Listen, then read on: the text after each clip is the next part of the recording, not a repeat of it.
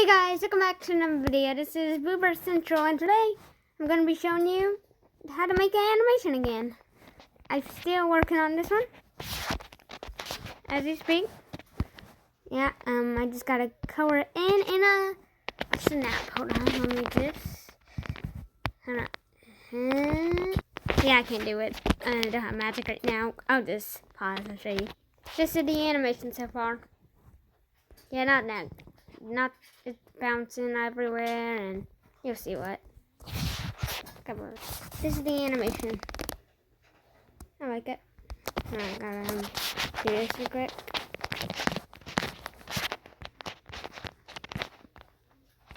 I'm just gonna hit that and ta-da! Let's watch it now. Looks pretty good. Now there's one last page.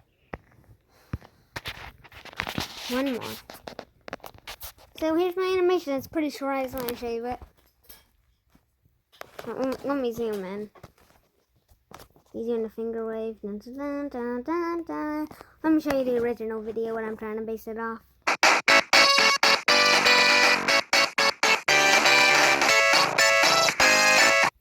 So that's what I try to base it off. I think you understand, but hope to see you guys soon. Bye!